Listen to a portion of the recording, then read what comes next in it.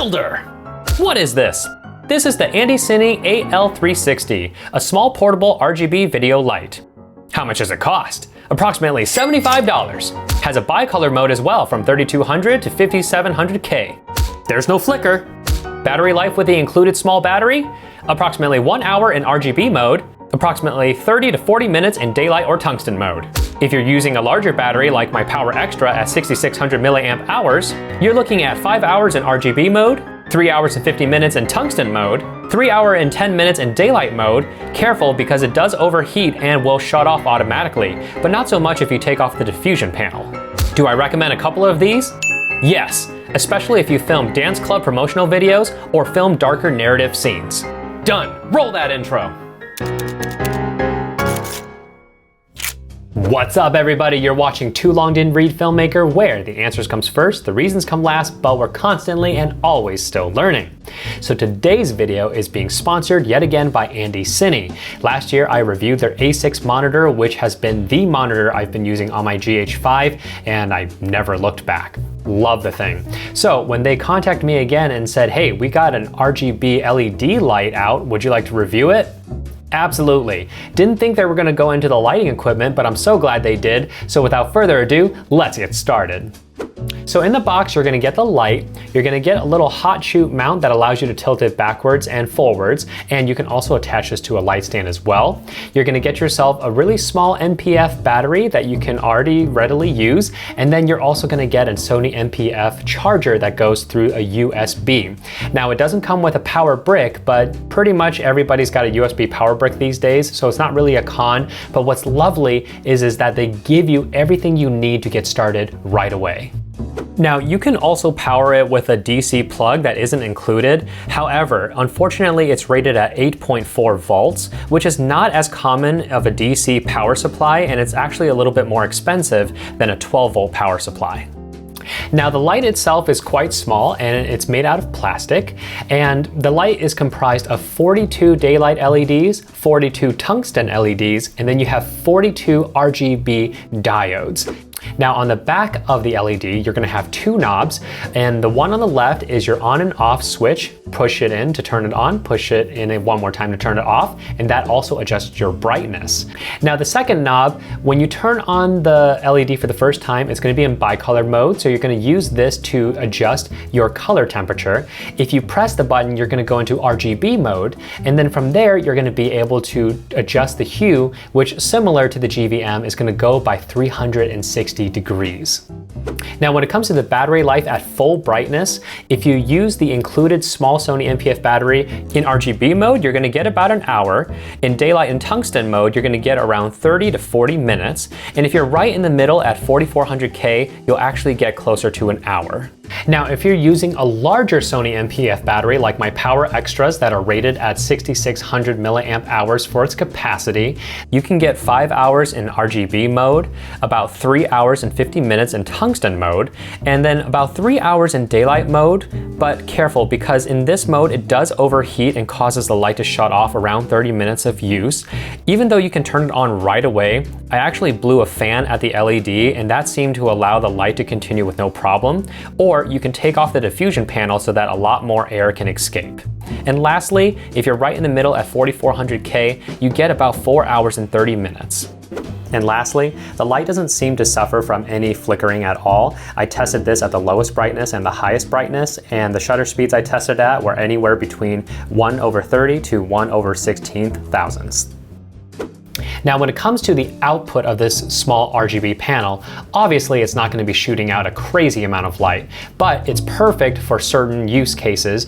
Basically for medium shots and close-up shots, kind of like what I'm doing right now. I actually have it off to the side right here. It's about 3 feet away, full blast on red, and it's giving me a nice little rim to give me some additional color. But hey, you guys know I love to be technical, so let's take a look at some waveforms and vector scopes. Now one thing quickly to note is that this light does seem to be a flood beam instead of a spot beam, which again I think is perfectly fine, because when it comes to RGB and coloring a scene, you definitely want to have more of a flood pattern rather than a spot pattern. Now the light is currently set 6 feet away from the wall. My camera settings are f5, shutter is 1/50, and my ISO is 400. Now, even in these settings, it does pump out a decent amount of light for the distance away from the wall. Now, if you want an extra stop of light, go ahead and take off that diffusion cover and you will get an additional stop of light. And of course, depending on if you're shooting at daylight or tungsten white balance, here are the hue values that you need to set your RGB light to so that it's pointing straight at the color chips in the vector scopes.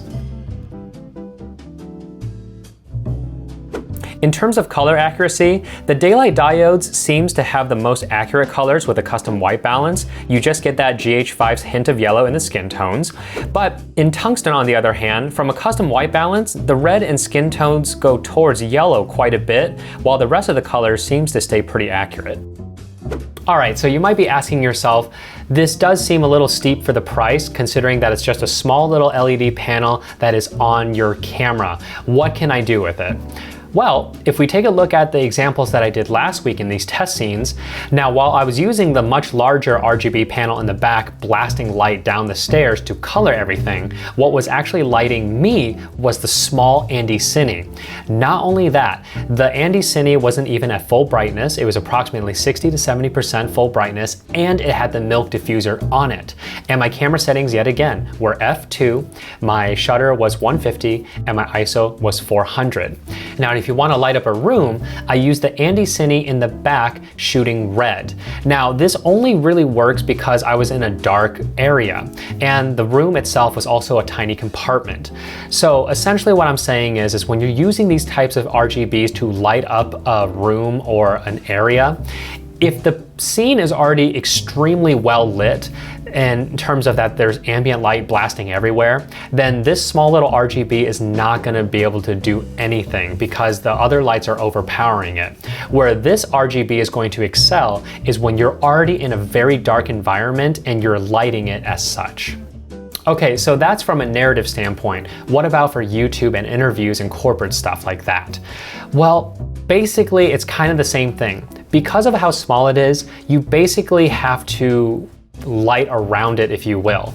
So if this was daytime and I had the sun blasting in from here or what have you, you're not going to be able to see this red here. But if you have control of the situation and you can basically turn all the lights off so that you can light the scene specifically with your lighting kit, then yes, you can use this in those cases.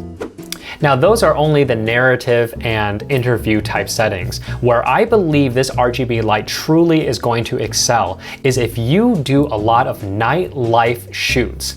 What do I mean by this? If you do a lot of club promotional videos, this light is going to be your best friend. Because it's so small, you're already closer to the people that you're filming, and generally speaking, a nightlife club is already going to be dark. It's not going to be very well lit. And depending on what kind of lighting setup they have, and if you're really savvy with color, you have the hue dials, so you can dial in to a color that's complementary to the dominant color of the dance floor or the bar. And therefore, you're gonna be able to produce some really fun images that are very pleasing to the eye. So what's the bottom line here? Is this small little RGB LED panel worth being in your kit? Yes, especially if you do what I just said in terms of you filming a lot of nightlife. The fact that this thing is great at a distance from 3 to 6 feet away and provides enough light to light up your subjects, that's already going to be fine in terms of being in a dark dance club. Not only that, because you get to adjust the color, you can start adjusting complementary colors onto whoever it is you're filming so that everything looks very pleasing to the eye. Now, if you're a narrative filmmaker and you shoot a lot of stuff that's kind of more noirish or cyberpunkish, then I would say you might actually benefit from a couple of these in your kit. Now, the reason I'm saying this is because if you're shooting that kind of film, you're generally already really working with shadows and you're working with darker scenes. And because of that, the color is definitely going to be able to pop out a lot easier. Now, in terms of YouTube or interview, it's a yes or a no. It really depends on what it is you're shooting. Because it's so small and you're basically kind of confined to how you shoot those on the daily. Because again, if you're going to be put into a situation where suddenly there's just a lot of light everywhere, then this LED panel is really not going to do well in terms of RGB, and even the bicolor might not show through as much. So I would say it really depends on your shooting style. And hey, that's it for this review, everybody. If this video has made all the influence in your purchasing decisions, I would really appreciate it if you check out my Amazon affiliate links down below. Again, this costs nothing extra to you, just gives me a little compensation so I can continue making videos like this for you. And as always, if you have any questions or comments about this light, go ahead and leave it down in the comments below. I will get to them as fast as I can. And until then, like, subscribe, and share, and I will see you guys in the next one.